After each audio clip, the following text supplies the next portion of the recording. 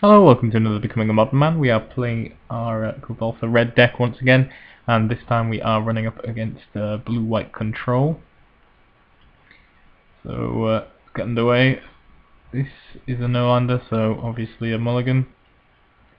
Gonna have to ship that back. And then a second no-lander, so not a great start for us. But here is our 5-card hand, which is decent. Oh, well, actually pretty good. Just 5-card hands go for this deck. Got Goblin Guide, which can lead us off. We can draw another land. We can Chromatic Star into a Rebirth, and then we've got the Shrapnel Blast as well, which if draw another artifact could be pretty tasty. Do draw another land, which is nice. We get in with the guide here. A Snapcaster on top for our opponent. Our opponent then ties 18. They crack the Strand and find a Hallowed Fountain. I'm attacking again for 2, seeing a Deprive on top.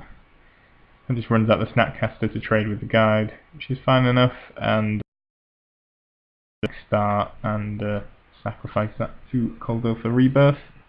Drawing another star in the process, so we can do it again if we wish. We drop out a member, attack our opponent for 3. I just pass the turn. Blue-white control decks often run Supreme Verdict or something similar, which makes me not really want to do Chromatic Star into second Rebirth, even though that would be the faster way to win the game. Given that our opponent didn't have Verdict, I think maybe I feel different about that play, but he does have Architect of Thought, which is very annoying for our little 1/1 guys, as the +1 ability pretty much neuters them. Fortunately, we have Shrapnel Blast, which is able to deal with this, the Jace in one fell swoop.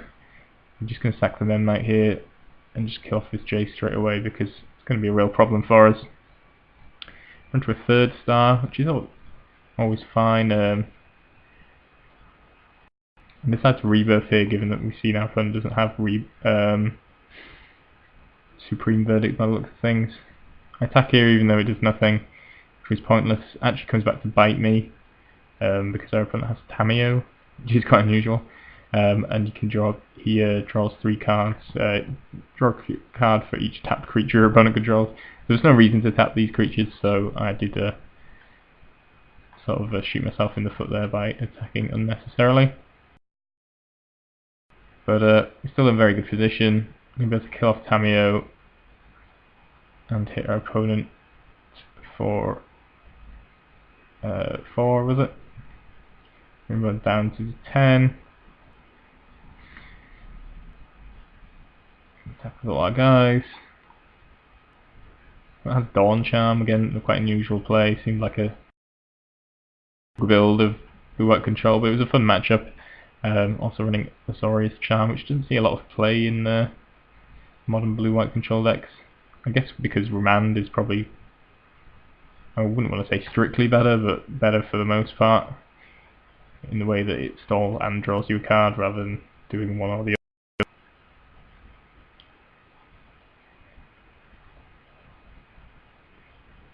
So try and Rift Bolt my opponent. He's Deprived to get rid of that. We draw into another Rift Bolt. So our opponent has Cryptic. Tap down our creatures. We suspend another Rift Bolt. Opponent passes. Go for another Rift Bolt to the face. Deprived takes that away.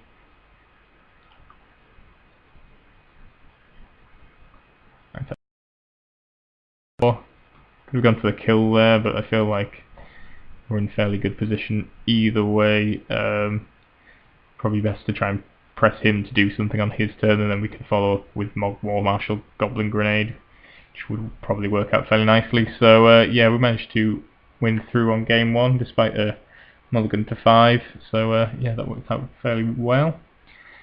Let's see if we can replicate that success into game 2.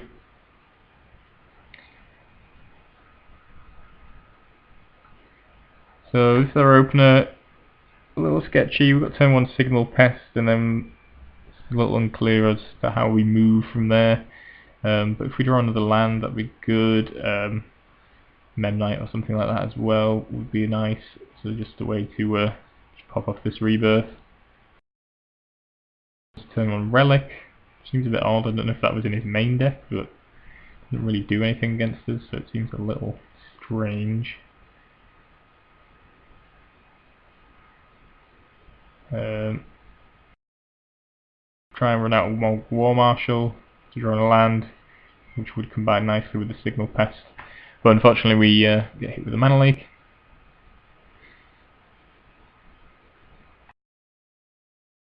One of our creatures out. We spend a Rift Bolt and play a Moot Vault. We maybe should have gone with the Kuldotha Rebirth off the Signal Pest, just so we can start getting some damage in. I hate sacking a Signal Pest because it's very good. I think we probably should have gone with that plan a little bit earlier on, just because it kind of comes back to bite us really, that we've not really achieved a whole lot in terms of attacking so far. Try to attack him with the Moot Vault, but that gets charmed back to the top of my top of my deck. Sorry, and our opponent is putting things together quite nicely on his end of the table. Jace comes down, which is an issue. Kind of glad we got the Signal Pest now, because we can get rid of the Jace with this Shrapnel Blast, which is probably what we're going to have to drop back the Moot Vault down onto the battlefield. But it has a second Jace, which is very frustrating. Find Memnite, which I'm going to set to Kuldotha Rebirth. Now we've got a Grenade, which you can use to take out the Jace. Attack for 1 with the Moot Vault. Seems a little pointless actually, coming to think about it, but yeah, could have done an extra point of damage to our opponent, but not sure it makes a great deal of difference here in this matchup. And drops Wall of Omens, which is a nice way around us really. I'm going to activate Moot Vault and attack him with our guys. Front charms the Moot Vault to the top again. Probably should have bolted the Wall of Omens after it blocked there, just to get rid of it off the battlefield. Because I believe I tried that again later and it doesn't work out for me. But there was a open opportunity really there to do it. So yeah, but this time it has a counter with the Deprive. If we'd done it the turn previously, that would have worked. But it's all kind of a bit irrelevant because I've got 2 further Wall of Omens, which pretty much wraps things up. Kind of difficult to attack past those. Starts attacking with the combat. I mean, it doesn't really wrap things up. I think we could have still won. I think I probably conceded more out of frustration than anything else. So if we find a Bushwhacker or something, we can hopefully get a few points past our opponent, and then, you know, if we draw Grenade, Shrapnel Blast, etc., then we can do some more damage. If there's no life gain in his deck, then, well, beyond Azorius Charm potentially, then always a chance that we could win through with a, you know, couple of Goblin Grenades strung together or something like that. So yeah, a bit of a misplay in not killing off the first Wall of Omens early enough, because then we would have still been able to get some damage through here, which would have been nice. But yeah, because an early concession, but I feel like that was possibly the way this match was going really. But yeah, probably should have stayed in it to see this one out, because yeah, quite a few ways that we could have got out of this situation or started turning it back into our favour.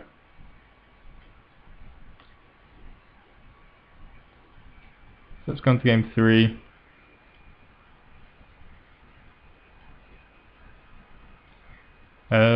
This opener is kind of strange. Don't mind double Goblin Guard, that's quite nice. Terrarion's also good. Can't remember if I kept this, maybe I did. 4 lands is quite a lot for this deck, but again. So Goblin Guard reveals the island off the top of the opponent's deck. His color.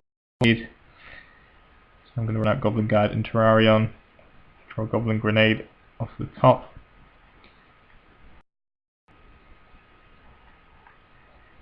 So we put our opponent down to 14. One of them comes down, which is not ideal.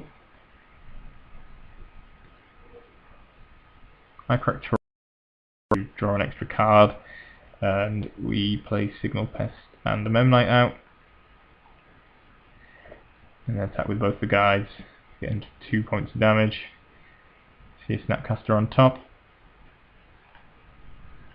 so we know the opponent's got Snapcaster, Leak and an island.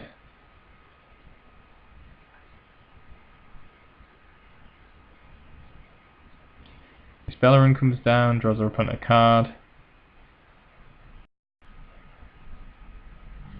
Attack with everybody. I think sending one creature at the Jace.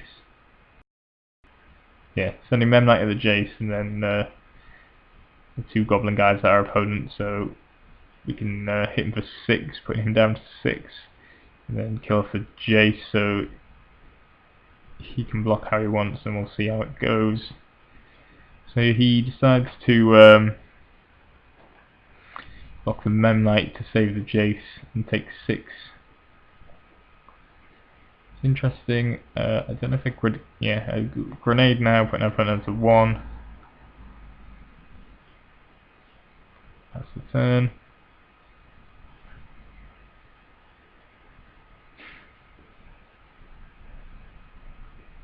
A Supreme Verdict, unfortunately, which wipes the board. There's an extra card off Jace.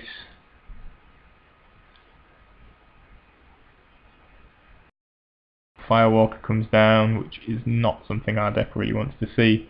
You have artifacts, but a lot of the card is red. Deck is red spell, which we are going to crack to Rebirth.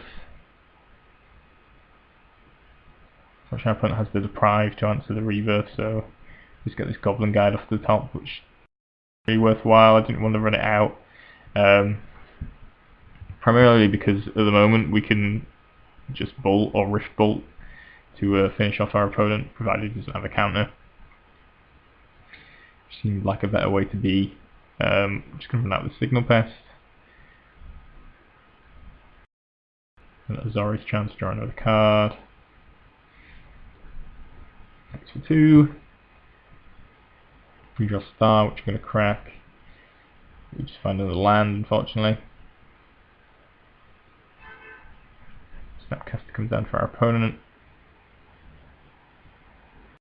Azorius Charm draws another card. Opponent hits for 4. And yeah, so very frustrating. Our opponent's probably got all the answers he needs in his hand. He's got 7 cards. We find Bushwhacker, so we're going to go for it with the Goblin Guide and the Bushwhacker to see if we can finish our opponent off. But Cryptic answers the guide, and then the opponent has Snapcaster for Deprive, I think is probably the card he was going to look for there, to counter the Bushwhacker. So unfortunately we lose out despite knocking our opponent all the way down to 1. So yeah, a little unfortunate there. Maybe if we played out game 2 we might have found a way to win. And yeah, feel a little bit unlucky here. The verdict ended up getting us, really. Yeah, still a very close and tight game. Felt like we were in it the whole way, really, and yeah, could have definitely played out in our favour, but unfortunately did not on this occasion.